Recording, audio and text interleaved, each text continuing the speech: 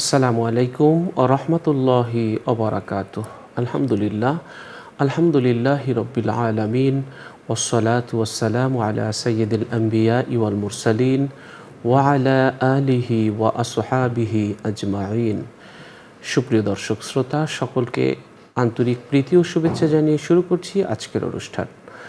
আশা করছি সকলে ভালো আছেন, সুস্থ আছেন, নিরাপদে আছেন। দর্শক, আজ আমরা চমৎকার একটি বিষয় নিয়ে আলোচনা করব। আর এই বিষয়টি নিয়ে আলোচনা করতে আমাদের স্টুডিওতে অতিথি হিসেবে উপস্থিত হয়েছেন একজন বিশিষ্ট ইসলামী চিন্তাবিদ। আজ আমাদের সাথে আছেন ঢাকা দারুস সুন্নাত মডেল মাদ্রাসার সম্মানিত প্রিন্সিপাল, বিশিষ্ট ইসলামী চিন্তাবিদ মাওলানা বায়েজিদ হোসাইন সালেহ। আসসালামু আলাইকুম ওয়া রাহমাতুল্লাহি ওয়া বারাকাতুহু। ওয়ালাইকুম আসসালাম ওয়া রাহমাতুল্লাহি ওয়া বারাকাতুহু। মোহতারাম, কেমন আছেন? আল্লাহর রহমতে ভালো আছি, আলহামদুলিল্লাহ। আপনি কেমন আছেন? আলহামদুলিল্লাহ, ভালো আছি। দর্শক, আজ আমরা যে বিষয়টি নিয়ে কথা বলবো সেটি হচ্ছে নৈতিক শিক্ষার প্রধান উৎস পরিবার। চমৎকার একটি বিষয়। পরিবার হলো সবচেয়ে বড় প্রাচীনতম একটি প্রতিষ্ঠান এবং শিক্ষালয়। আমরা কোরআনুল কারিমের দিকে যদি তাকাই তাহলে দেখব যে একটি শিশু মানুষের মতো মানুষ হয়ে গড়ে উঠতে পরিবারের ভূমিকাটা কত গুরুত্বপূর্ণ এবং কতটা পরিবারের দায়িত্ব রয়েছে। হযরত লোকমান হাকিম তার সন্তানদের যে পরামর্শ দিয়েছিলেন তা সূরা লোকমানে আল্লাহ তাআলা তুলে ধরেছেন। সেখানে পুত্রকে বলেছিলেন, হে প্রিয় পুত্র, আল্লাহর সঙ্গে শিরক করো না, কেননা শিরক হচ্ছে সবচেয়ে বড় জুলুম। হে পুত্র, একটু পরিমাণ শিরক কোনো জিনিসেও যদি কোনো প্রস্তরের অভ্যন্তরে কিংবা আসমান জমিনের কোনো এক নিভৃত কোণেও লুকিয়ে থাকে, তবু আল্লাহ তাআলা তা অবশ্যই এনে হাজির করবেন। বস্তুত আল্লাহ বড়ই সূক্ষ্মদর্শী, গোপন জিনিস সম্পর্কেও তিনি পূর্ণ অবগত। হে পুত্র, নামাজ কায়েম করো, ভালো কাজের আদেশ করো, আর অন্যায় ও পাপ কাজ থেকে বিরত থাকো। যা কিছু দুঃখ, কষ্ট, লাঞ্ছনা আসবে এ কাজে তা সব উদারভাবে বরদাস্ত করো, কেননা এটি এমন কাজ যা সম্পন্ন করা একান্তই জরুরি এবং অপরিহার্য। লোকদের প্রতি অহংকার প্রদর্শন করো না, অহংকার করে ঘৃণা ভরে লোকদের থেকে মুখ ফিরিয়ে নিও না। জমিনের উপর গৌরব এবং অহংকার করে চলাফেরা করো না, কেননা আল্লাহ যে কোনো অহংকারীকে মোটেই পছন্দ করেন না, তাতে সন্দেহ নেই। চলনে বলনে সব সময় মধ্যপন্থা অবলম্বন করো। তোমার কণ্ঠস্বর নিচু করো, কেননা সবচেয়ে ঘৃণ্য হচ্ছে গাধার কর্কশ আওয়াজ। হযরত লোকমানের এই নসিহতটি শিশুর নৈতিক শিক্ষার প্রাথমিক ভিত্তি হিসেবে ছোটবেলা থেকে অন্তরে গেঁথে নিতে হবে। পরিবারে বাবা মায়ের দায়িত্ব সন্তানকে যতদূর সম্ভব চরিত্র সম্পন্ন করে গড়ে তোলার চেষ্টা করা। তবে এই কর্তব্য পালনে তার নিজের চেষ্টা, সাধনা এবং যত্নের উপর একান্তভাবে নির্ভরশীল হলে চলবে না। আমাদের এ ব্যাপারে অন্যান্য বিষয়ের মতো আল্লাহর উপর ভরসা বা নির্ভরতা স্থাপন করতে হবে। আমাদের সন্তানরা হলো আমাদের চোখের শীতলতা, আমাদের চোখের আলো। তাই আমাদের সন্তানরা যেন নৈতিক শিক্ষায় শ্রেষ্ঠ হতে পারে সেদিকে আমাদের খেয়াল রাখতে হবে। বিজ্ঞান প্রযুক্তির আবিষ্কারে আমরা অসাধারণ এক কৃতিত্বের দাবিদার। আমরা গ্রহ থেকে গ্রহান্তরে ছুটে বেড়াই জ্ঞানের জন্যে, কিন্তু নৈতিকতায় আমরা আজ অনেক পিছিয়ে আছি। আজ নৈতিকতায় আমাদেরকে দেখে অনেক সময় অন্য জাতিরা হয়তো ঘৃণা করবে যে মুসলমানের মধ্যেও নৈতিকতার অধঃপতন হতে পারে। আমরা জানি যে একটা সময় পুরো পৃথিবী আমাদের নৈতিকতা দেখে এক হয়েছিল। যারা ইসলাম গ্রহণ করেছে এরা আসলে তরবারি জোর জবরদস্তি করে হয় নাই, এরা এসছে মুসলমানদের নৈতিকতা, চারিত্রিক বৈশিষ্ট্য দেখে তারা ইসলাম গ্রহণ করেছে। দরিয়ার বুক চিরে নগর নির্মাণ করা হয়েছিল। হাবিয়ার অনল নিবায়ে স্বর্গের বায়ু আনা হয়েছিল। এক সময় আমরা পুরো পৃথিবীকে এক করেছিলাম। আজ আমরা নৈতিকতায় অনেক পিছিয়ে পড়েছি। আসুন আমাদের পরিবারগুলো যেন নৈতিক শিক্ষার ভিত্তি হয়, আঁতুড়ঘর হয়। আমরা সেদিকে খেয়াল রাখব। চলুন এই বিষয়টি নিয়ে আমরা আজ কথা শুনছি আমাদের প্রিয় অতিথির কাছ থেকে। জি মোহতারাম।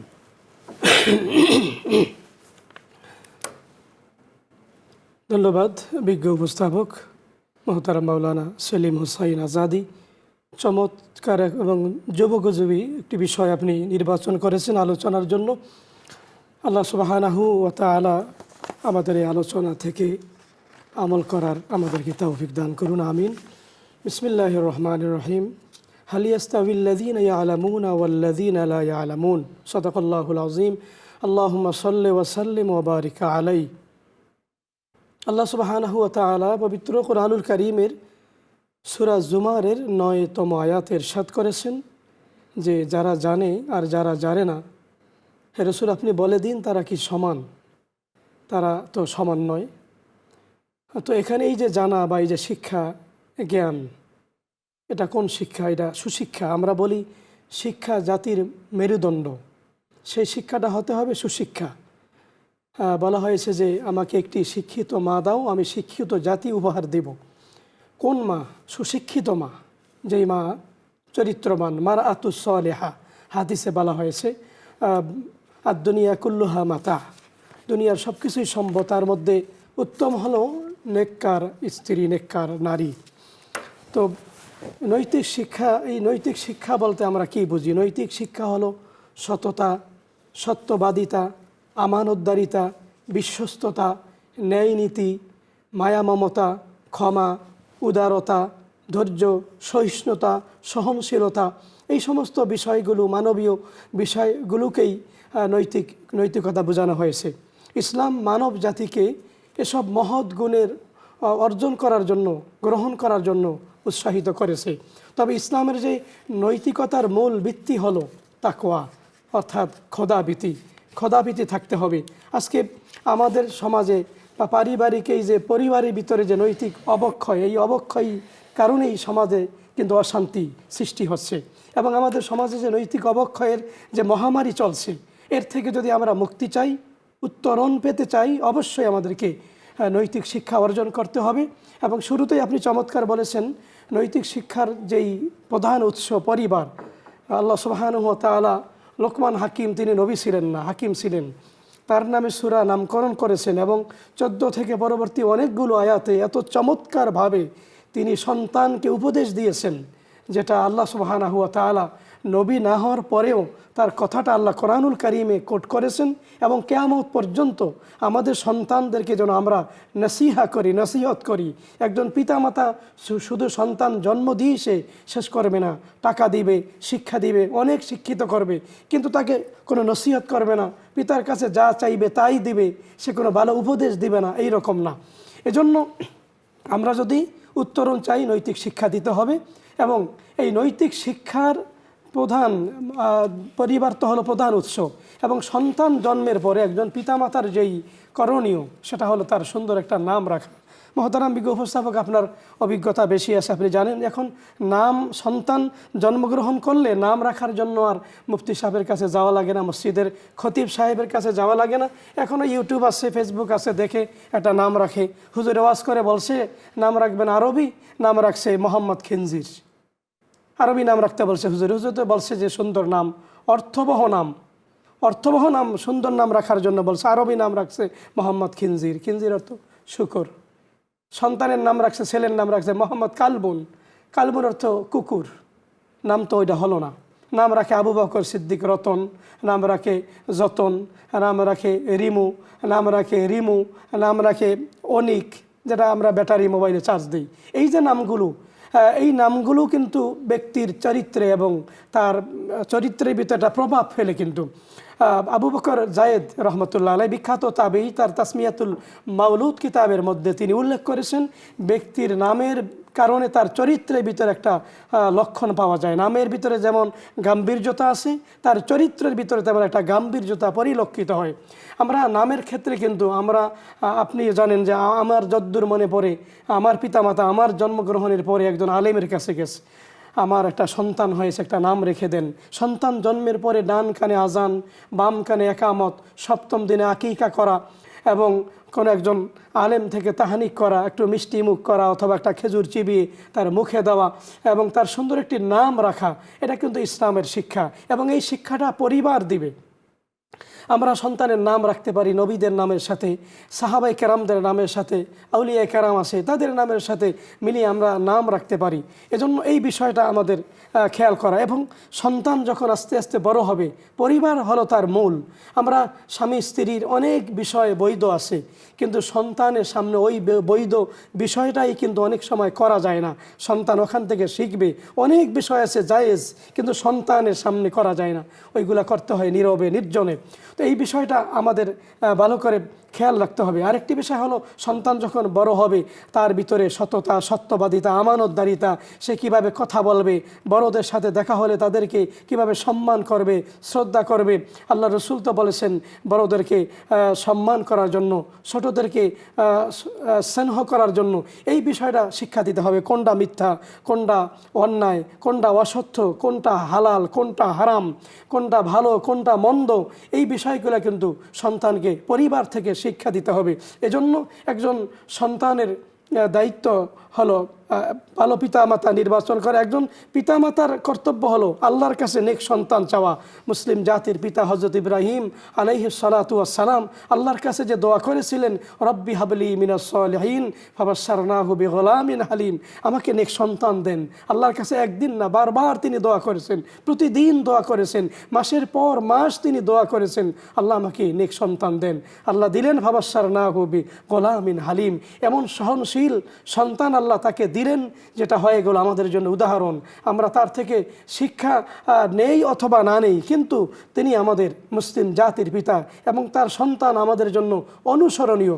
এজন্য সন্তানকে এই বিষয়গুলো কিন্তু পিতামাতাকেই শিক্ষা দিতে হবে। সন্তানকে শিক্ষা দিতে হবে কিভাবে মানুষের সাথে কথা বলবে, রাস্তায় বের হলে সালাম দেবে। আমরা এখন মোবাইল ইউজ করি, মোবাইল ব্যবহার করি, অথচ হাদিস শরীফে আছে আসসালামু ক্বাবলাল কালাম, কথার শুরুতে সালাম দাও। আমরা কিন্তু এই যে সালাম দেওয়া, এই শিক্ষাটা তো সন্তানকে পরিবার থেকে দিতে হবে। সন্তান সালাম দিতে জানে না, পিতামাতার কর্তব্য হবে তাকে সালাম দেওয়া। সন্তানকে দেখলেই সালাম দেবে। একদিন, 2 দিন, 3 দিন যখন সন্তানকে পিতা সালাম দেবে, 4র্থ দিন অটোমেটিক সন্তান শরমে হোক, লজ্জায় হোক, যেভাবেই হোক পিতাকে সালাম দেওয়া শুরু করবে। সন্তান পিতামাতা যখন বাসায় ঢুকবে তখন সালাম দিবে, ঘরে যেই থাকুক, ঘরে থাকুক অথবা নাই থাকুক সালাম দিবে। এভাবে আমরা সালামের প্রচলন করতে পারি। এরপরে সন্তান যখন আরেকটু বড় হয় তখন সন্তানকে নামাজের তালিম দিতে হবে। অনেক পিতা মসজিদে যায় কিন্তু সন্তানকে নিয়ে যায় না। সন্তান ঘুমিয়ে আছে, তার ঘুমের ব্যাঘাত ঘটবে, ঘুম কম হয়ে যাবে, স্বাস্থ্য নষ্ট হয়ে যাবে, এজন্য সন্তানকে নিয়ে যায় না। আল্লাহ রসুল বলেছেন, মুরু আওলাদাকুম বিসসালাত ওহুম আবনাউ সাবঈ সিনিন অদরিবুহুম আলাইহা ওহুম আবনাউ 10 সিনিন। রহমতুল্লিল আলামিন যে 1500 বছর আগে এই চমৎকার হাদিসটা বলে গেছেন, মহতারাম আপনি অবশ্যই জানেন। এই হাদিসটা নিয়ে যদি গবেষণা করা হয় যে সন্তানকে কেন রসুল বলেছেন 7 বছর বয়স হলে তাকে নামাজের জন্য তুমি বলো, তুমি নামাজ পড়ো। এরপর যখন তার বয়স 10 হবে নামাজের জন্য তুমি তাকে তাকিদ দাও। যদি নামাজ না পড়ে, গাফলতি করে, অলসতা করে, তুমি তাকে প্রহার করো, শাসন করো। অদ্রিবুহুম আলাইহা ওহুম আবনাউ 10 সিনিন। 10 বছর যখন বয়স হয়ে যায় প্রহার করে এবং তার বিছানা আলাদা করে দাও।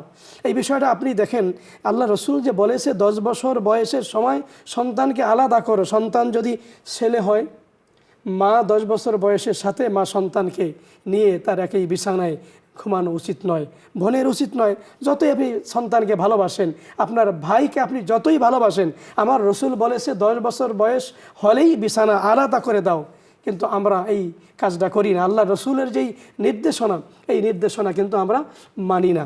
এই নির্দেশনা আমাদের অবশ্যই মানতে হবে। আজকে আমাদের মসজিদগুলো সন্তান, ছোট ছোট বাচ্চারা গেলে একদল লোক আসে, বিরক্ত হয়, তাদেরকে ধমক দেয় না। সন্তান, আমার সন্তান, আপনার সন্তান মসজিদে যাবে, ছোট বাচ্চা তারা যাবে, তারা আমার এই ভবিষ্যৎ, তারা এই সমাজের নেতৃত্ব দিবে।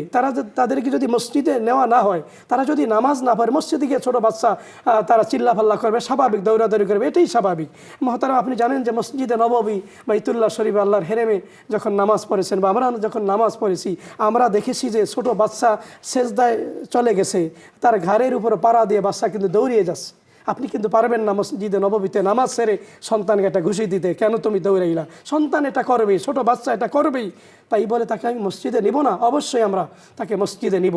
যখন তাকে মসজিদে নিব সে অভ্যস্ত হয়ে যাবে, নামাজে অভ্যস্ত হবে, আল্লাহর ভয় তার হৃদয়ে আসবে। আল্লাহ সুবহানাহু ওয়া তাআলা কোরআনুল কারীমে আল্লাহ বলেছেন, ইন্না আকরামাকুম ইনদাল্লাহি আতকাকুম, আল্লাহর কাছে সম্মানিত ওই ব্যক্তি যে সবচেয়ে বেশি তাকওয়াবান, যার ভিতরে খোদাভীতি আছে। এজন্য খোদাভীতি হৃদয়ে অন্তরে সযত্নে লালন করে দিতে হবে, এই শিক্ষা দিতে হবে। আপনি শুরুতেই যেই সূরা লোকমানে যে আয়াত বলেছেন, সূরা লোকমান ওই 16তম আয়াত আল্লাহ বলেছেন, ইয়া বুনাইয়া ইন্নাহা ইন তাকু মিসকালা হাববাতিন মিন খরদালিন ফাতাকুন ফি সখরাতিন আও ফিস সামাওয়াতি আও ফিল আরদি ইয়াতি বিহাল্লাহ। হে সন্তান, আমার সন্তান, তুমি যা করো, এটা সরিষা দানা পরিমাণ বস্তু যদি হয়, সেটা যদি পাথরের মধ্যে থাকে, সেটা যদি জমিনে থাকে, সেটা যদি আসমানে থাকে, ইয়াতি বিহাল্লাহ, আমার আল্লাহ সেটা সেদিন কিয়ামতের ময়দানে তোমার সামনে হাজির করবেন। লোকমান হাকিম সন্তানকে শিক্ষা দিয়েছেন, অহংকার বশে তুমি মানুষকে অবজ্ঞা করো না। ওয়ালা তুসাইর খাদ্দাকা লিন্নাস ওয়ালা তামশি ফিল আরদি মারহা। আমার সন্তানকে, আপনার সন্তানকে শিক্ষা দিলেন, অনেক ভাব নিয়ে চলে, আমার বাবা শিল্পপতি, আমার বাবা অনেক কিছু, আমার বাবা অনেক দাপটওয়ালা। না, কোনো অহংকার, কোনো গর্ব মানুষের ভিতরে থাকতে পারে না। আল্লাহ সুবহানাহু ওয়া তাআলা নাফাক পানি দিয়ে আমাদেরকে বানিয়েছেন, সৃষ্টি করেছেন। আমরা কি ছিলাম? হাল আতা আলাল ইনসানি হিনুম মিনাদ দাহরি লাম ইয়াকুন শাইআম মাযকুরা। আল্লামা কাজী সানাউল্লাহ পানিপত্তি রহমাতুল্লাহ আলাই তাফসীরে বাজহারিতে আয়াতের তাফসীর করতে বলে গিয়েছেন, আমরা কি ছিলাম? আমরা কিছুই ছিলাম না, কিছুই ছিলাম না। আল্লাহ আমাদেরকে সৃষ্টি করেছেন, আল্লাহ আমাদেরকে জ্ঞান দিয়েছেন, আল্লাহ আমাদেরকে সম্মানিত করেছেন, আল্লাহ আমাদেরকে ইজ্জত দিয়েছেন। আমরা আবার চলে যাব, ইন্না লিল্লাহি ওয়া ইন্না ইলাইহি রাজিউন, মিনহা খালাকনাকুম ওয়া ফিহা নুঈদুকুম ওয়া মিনহা নুখরিজুকুম তারাতান উখরা। মাটি দিয়ে আল্লাহ বানিয়েছেন, ওই মাটির বিছানায় আমাকে আপনাকে শুইতে হবে। যেমন আপনার আমার মা বাবা শুয়ে আছেন মাটির বিছানায়, ওই মাটি থেকেই আল্লাহ সুবহানাহু ওয়া তাআলা হাসরের ময়দানে আবার আমাদেরকে উঠাবেন। অতএব মাটির মানুষ আমি, নাপাক পানি দিয়ে আল্লাহ আমাকে বানিয়েছেন, আমি অহংকার করব কেন? এই যে অহংকার না করা, নিজেকে ছোট মনে করা, আল্লাহ রাব্বুল আলামিন কোরআনুল কারীমে আল্লাহ বলেছেন যে ইন্নাল্লাহা লা ইউহিব্বু কুল্লা মুখতালিন ফাখুর ওয়াকসিদ ফি মাসইকা ওয়াগদুদ মিন সাউতিকা। তুমি তোমার কণ্ঠস্বরকে নিচু করো, জমিনের উপরে নম্রভাবে চলাফেরা করো, উঁচু স্বরে কথা বলো না। আমরা অনেক সময় অনেক উঁচু স্বরে কথা বলি, এই শিক্ষা পরিবার থেকে দিতে হবে। এই জন্য পরিবারে যারা অভিভাবক আছেন তাদেরকে দ্বীনি শিক্ষা, ধর্মীয় শিক্ষা, এই শিক্ষায় শিক্ষিত হতে হবে।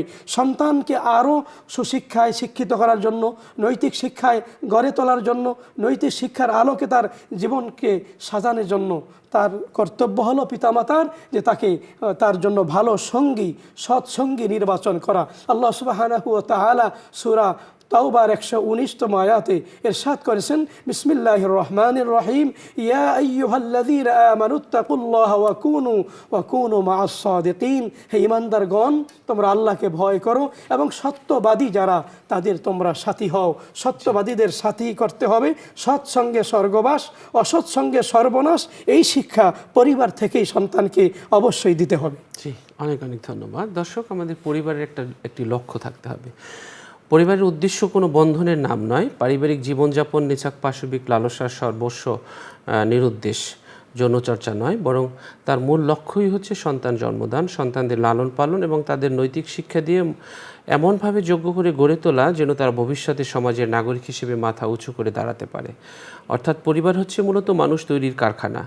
এই কারখানায় পরিবারের প্রধান কর্ণধার পিতা এবং মাতা পারস্পরিক বোঝাপড়ার মাধ্যমে নির্ঝঞ্ঝাট শান্তিপূর্ণ পরিবেশে নতুন বংশধারাকে মৌলিক আকীদা শিক্ষা দিবেন, ঐতিহ্য, মূল্যবোধ এবং আদব আখলাক শিক্ষা দিবেন, শিশুর নৈতিক প্রেরণা উজ্জীবিত করবেন এবং পারস্পরিক সম্প্রীতি, সহানুভূতি, ত্যাগ, কোরবানি, ধৈর্য এবং দৃঢ় সংকল্পের প্রশিক্ষণ দেবেন। নৈতিক শিক্ষার প্রাণকেন্দ্র হলো এই পরিবার। পরিবার হচ্ছে শিশু প্রাথমিক এবং নৈতিক শিক্ষার প্রাথমিক এবং শ্রেষ্ঠ প্রতিষ্ঠান। এখান থেকেই তার চরিত্রের ভিত্তি গড়ে ওঠে। তাই পরিবারের পিতামাতার প্রধান দায়িত্ব হচ্ছে সন্তানকে ছোট থেকেই নৈতিক শিক্ষায় শিক্ষিত করে তোলা। কোরআনুল কারীমে এ ব্যাপারে বলা হয়েছে, হে ঈমানদারগণ, তোমরা তোমাদের নিজেদেরকে এবং তোমাদের পরিবার পরিজনকে জাহান্নামের আগুন থেকে বাঁচাও। কোরআনের এই আয়াতের অর্থ হচ্ছে, তোমরা তোমাদের নিজেদের এবং পরিবার পরিজনের সুশিক্ষা এবং ভালো অভ্যাসের সাহায্য পরকালীন জাহান্নাম থেকে বাঁচাও। হযরত আলী রাদিয়াল্লাহু তাআলা আনহু এই আয়াতের ভিত্তিতে বলেছেন, তোমরা নিজেরা শেখো এবং পরিবারকে শেখাও সমস্ত কল্যাণময় রীতিনীতি এবং তাদের সেই কাজে অভ্যস্ত করে তোলো সন্তান সন্ততিকে উন্নত মানের ইসলামী আদর্শ শিক্ষাদান এবং ইসলামী আইন কানুন পালনের, আল্লাহকে ভয় এবং রাসূল সাল্লাল্লাহু আলাইহি সাল্লামকে অনুসরণ করে চলার জন্য অত্যন্ত অভ্যস্ত করে গড়ে তোলা পিতামাতার একটি বড় কর্তব্য। এটা হচ্ছে পিতামাতার প্রতি সন্তানের বড় হক। তিনি অন্যত্র বলেছেন, তোমরা সন্তানদের সম্মান করো এবং তাদের ভালো স্বভাব চরিত্র শিক্ষা দাও। তাই দেখা যায় পরিবারের সন্তানদের নৈতিকতা গঠনের ব্যাপারে যত্নশীল এবং পরিবারের সন্তানদেরও উন্নত মানুষ হিসেবে সমাজে তত বেশি প্রতিষ্ঠিত এবং পরিচিত যারা বেশি তার সন্তানদেরকে নৈতিকতা গঠনের ব্যাপারে যত্নশীল। নৈতিক শিক্ষা বলতে বোঝায় এমন ধরনের উন্নত আচরণের শিক্ষা যার মাধ্যমে ব্যক্তির মধ্যে ভালো মন্দ পার্থক্য বোধের সৃষ্টি হবে এবং যা তাকে সমাজে অধিকাংশের কাছে গ্রহণযোগ্য বা কাঙ্ক্ষিত আচরণে অভ্যস্ত করে তুলবে। মূলত যেই শিক্ষা মানুষকে ভালো মন্দের পার্থক্য করতে শেখায় এবং এমন উন্নত আচরণের শিক্ষা দেয় যা অধিকাংশ মানুষের কাছে গ্রহণযোগ্য এবং কাঙ্ক্ষিত, এই সমস্ত নৈতিক গুণাবলীগুলো হচ্ছে সত্যবাদিতা, সাহসিকতা, পরিশ্রমপ্রিয়তা, অনুগ্রহ, সহানুভূতি, সুবিচার, ইচ্ছাশক্তি, ধৈর্য বা সংযম শক্তি, অন্তর্দৃষ্টি, দূরদৃষ্টি, দৃঢ়তা, উচ্চাসা, ভ্রাতৃত্ব, স্বদেশপ্রেম ইত্যাদি। নবী পাক সাল্লাল্লাহু আলাইহি ওয়াসাল্লাম বলেছেন, মানুষের শরীরে এমন একটি জিনিস আছে যা অসুস্থ হলে গোটা দেহই অসুস্থ হয়ে পড়ে এবং যা সুস্থ হলে গোটা দেহই সুস্থ থাকে, সেটা হচ্ছে কল্ব বা অন্তঃকরণ। নৈতিকতা শিক্ষায় বাবা মার করণীয়। যেহেতু শিশুর নৈতিক গঠনে মা বাবার দায়িত্ব সর্বাগ্রে, তাই প্রত্যেক বাবা মার উচিত বিবাহ পূর্বে বা সন্তান গর্ভে আসার পূর্বেই এই সম্পর্কে প্রয়োজনীয় জ্ঞান অর্জন করা। সন্তানদেরকে প্রকৃত মানুষ হিসেবে গড়ে তোলার জন্য কি কি কাজ করতে হবে তাদের সেই সম্পর্কে তাদের ধারণা থাকা। আল্লাহ তাআলা আমাদের প্রত্যেকটি পরিবারকে নৈতিক শিক্ষার প্রধানতম উৎস হিসেবে গড়ে ওঠার তৌফিক দান করুন। দর্শক, অনুষ্ঠানের এ পর্যায়ে আমরা একটি মোনাজাত করব। আপনারাও চাইলে আমাদের সাথে মোনাজাতে শরীক হতে পারবেন। আল্লাহুম্মা সাল্লি আলা সাইয়্যিদিনা ওয়া নাবিয়িনা ওয়া শাফিয়িনা ওয়া হাবিবিনা মাওলানা মুহাম্মদ সাল্লাল্লাহু আলাইহি ওয়া আলা আলিহি ওয়া ওয়া আসহাবিহি ওয়া বারাকা ওয়াসাল্লাম। আল্লাহুম্মা আমিন। আমিন। ربنا ظلمنا أنفسنا وإن لم تغفر لنا وترحمنا لنكونن من الخاسرين اللهم آمين। মহিয়ান গরিয়ান সর্বশক্তিমান মেহেরবান দয়ালু দাতা, আপনার শাহী দরবারে গুনার বোঝা নিয়ে হাত তুলেছি। জানা অজানা শিরক বেদাত, শয়তানের ধোকায়, নফসের তাড়নায় পড়ে যত ধরনের গুনাহ করেছি, আপনি সমস্ত গুনাহ খাতা মাফ করে দিন। আল্লাহুম্মা আমিন। রব্বুল আলামিন, আপনি ছাড়া কার কাছে যাব? কে আছে, কে আমাদের মনের কথা বুঝবে? আপনি আমাদের আশা ভরসা, আল্লাহ আশা পূরণের একমাত্র ভরসা স্থল। তাই আপনার কাছে ফরিয়াদ, আমাদের সবার নেক মকসুদ আপনি পূর্ণ করে দিন। আল্লাহুম্মা আমিন। ভালো ভালো কাজ বেশি করে আমাদের করার তৌফিক দান করুন। আল্লাহুম্মা আমিন। গুনাহমুক্ত জীবন আমাদেরকে আপনি দান করুন। আল্লাহুম্মা আমিন। নামাজি বানিয়ে দিন, আল্লাহুম্মা আমিন। আপনার আবেদ বানিয়ে দিন। আল্লাহুম্মা আমিন। কান্নাওয়ালা দুটো চোখ আপনি আমাদেরকে দান করুন। আল্লাহুম্মা আমিন। রব্বুল আলামিন, মানুষের কল্যাণে কাজ করার তৌফিক দান করুন। রব্বুল আলামিন, পরকালের জন্য সঞ্চয় করার তৌফিক আমাদের দান আল্লাহুম্মা করুন। আমিন। একদিন আপনি অজানা অচেনা জায়গায় নিয়ে যাবেন। নিঃশ্বাস যখন বন্ধ হয়ে যাবে, মাথার নিচ দিয়ে মানুষ বালিশ সরিয়ে নেবে, চোখ টেনে বন্ধ করে দিবে আর বলবে, ঘরের মালিক, এই মানুষগুলোকে দেখে নাও, আজকের পর থেকে আর কখনো দেখা হবে না। আল্লাহ মুখ চেপে বন্ধ করে দিবে আর বলবে, এই মানুষগুলোর সাথে কত কথা বলেছো, আজ বুলবুলির মুখ বন্ধ হয়ে গেল, আজকের পর থেকে আর একটা শব্দ ফুটবে না।